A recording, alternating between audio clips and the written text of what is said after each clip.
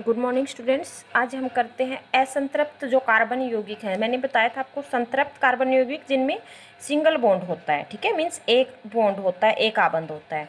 और असंतृप्त कौन से होते हैं? जिसमें डबल बॉन्ड और जिसमें ट्रिपल बॉन्ड मीन्स द्वितीय आबंध, ठीक है। द्वितीय आबंध मीन्स जिसमें दो बॉन्ड हो और त्रि आबंध मीन्स जिसमें तीन बॉन्ड हो, तीन आबंध हो, वो क्या होते हैं? तो असंतृप्त कौन से होते हैं? द्वितीय आबंध और त्रि आबंध वाले असंतृप्त होते हैं। इनकी इलेक्ट्रॉन बिंदु संरचना देखते हैं। असंतृप्त कार्बन यौगिक द्वितीय आबंध और त्रि आबंध वाले असंतृप्त कार्बन यौगिक कहलाते हैं, ठीक है। जैसे इथाइन लिया हमने, इसका नाम क्या है? एथीन। एथीन नाम क्या है? एथीन। तो जैसे कार्बन और कार्बन कार्बन के बीच में देखो ये क्या है? डबल बॉन्ड है ना, क्योंकि कार्बन 4 बॉन्ड बनाता है। तो देखो कार्बन और कार्बन डबल बॉन्ड तो ये हो गया, मीन्स दो तो ये हो गए, एक 3 और एक 4। ऐसे इस कार्बन के काउंट करेंगे तो दो ये हो गए, एक 3 और एक ये 4।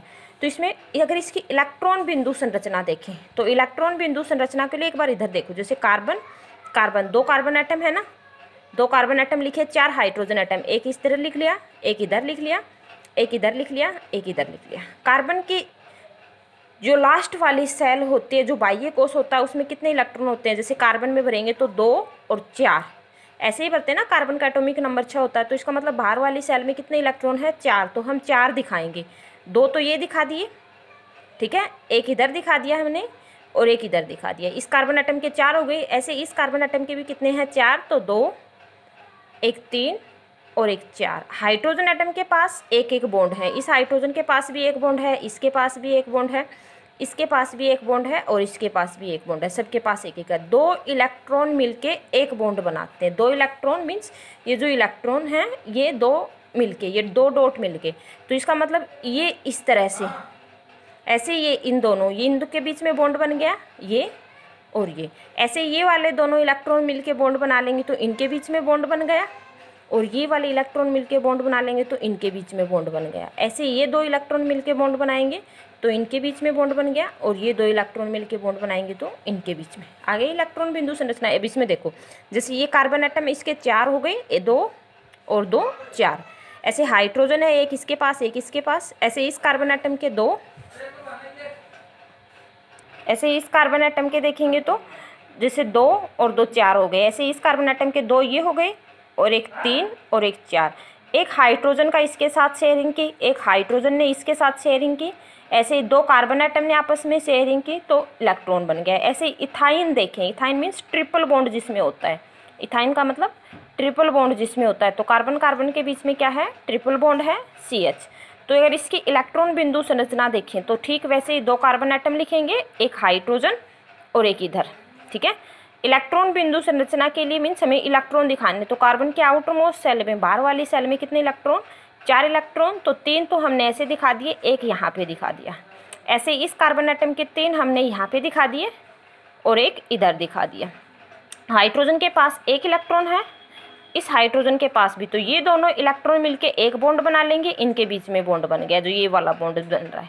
ऐसे ये 3 बॉन्ड है तो 2 इलेक्ट्रॉन मिलके ये बॉन्ड बनाया, एक बॉन्ड ये बन गया, एक ये बन गया और एक ये। तो कार्बन कार्बन के बीच में क्या हो गया? Triple bond. और एक हाइड्रोजन और एक ये इलेक्ट्रॉन ये मिलके। तो इस तरह से मीन्स ये 3 इलेक्ट्रॉन आपस में शेयरिंग की और इलेक्ट्रॉन बिंदु संरचना हो गई। उसके बाद में है बेंजीन की संरचना, जो रिंग फॉर्म में थे, ठीक है, जो साइक्लोफॉर्म में थे, साइक्लोफॉर्म में थे उनकी संरचना। तो जैसे साइक्लोफॉर्म में हमने हेक्सेन देखा था, तो कार्बन कार्बन की तो C6H6 होता है। बेंजीन की स्ट्रक्चर क्या होती है? C6 इंपॉर्टेंट है ये, C6H6। इसका मतलब 6 कार्बन एटम और 6 ही हाइड्रोजन एटम। तो पहले हम 6 कार्बन एटम लिखेंगे। बेंजीन का मतलब एक रिंग की फॉर्म में है। तो 6 कार्बन एटम लिखे, 1 2 3 4 5 और 6 कार्बन एटम हो गए। अब सबके पास एक एक हाइड्रोजन, क्योंकि 6 हाइड्रोजन है तो सबके पास एक एक हाइड्रोजन एटम जोड़ देंगे। एक इसके पास जोड़ा, ठीक है, जैसे मैं यहाँ पे बना के दिखा रही हूँ। 1, ठीक है, 2 3 4 5 और 6 हो गई। एक एक सबके बीच में बॉन्ड बना देते हैं, क्योंकि एक तो बनेगा ही। ठीक है।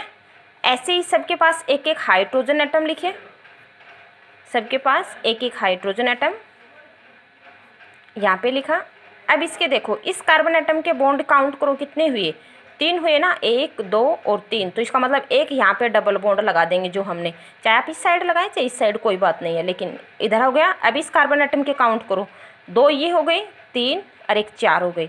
फिर इस कार्बन आइटम के करेंगे तो यहाँ पे ट्रिपल बॉन्ड और यहाँ सॉरी डबल बॉन्ड और यहाँ पे डबल बॉन्ड। ठीक वैसे ही इसमें देखो अल्टरनेट एक के बाद एक डबल बॉन्ड आएगा, चाहे अगर आप इधर लगा रहे हैं तो इस साइड नहीं आएगा, एक छोड़ के एक कार्बन आइटम। अब इस कार्बन आइटम में देखें तो छः कार्बन आइटम थे, 1 2 3 4 5 और 6 कार्बन आइटम हो गए। ठीक है, 6 के ऊपर हमने एक एक हाइड्रोजन आइटम जोड़ दिया, इस तरह से सबके पास एक एक हाइड्रोजन आइटम जोड़ दिया। अब इस कार्बन आइटम के काउंट करेंगे तो क्योंकि कार्बन 4 बॉन्ड बनाता है, तो यहाँ से देखें तो अगर डबल बॉन्ड नहीं लगाएंगे तो सिर्फ 3 ही बॉन्ड है, तो एक बॉन्ड हमने यहाँ पे लगा दिया, अब एक छोड़ के एक यहाँ पे लगा दिया और एक ये बेंजीन की स्ट्रक्चर होगी। उसके बाद में है विषम परमाणु। विषम परमाणु का मतलब क्या है, जैसे मान लो ये कार्बन आइटम है की चेन है CH3 CH3, तो यहाँ से इस हाइड्रोजन एटम को रिप्लेस करके कोई और ग्रुप जोड़ दे, जैसे क्लोरीन जोड़ दिया, ब्रोमीन जोड़ दिया, कोई और ग्रुप हाइड्रोजन को रिप्लेस कर दे, तो उसको हम क्या बोलते हैं, विषम परमाणु।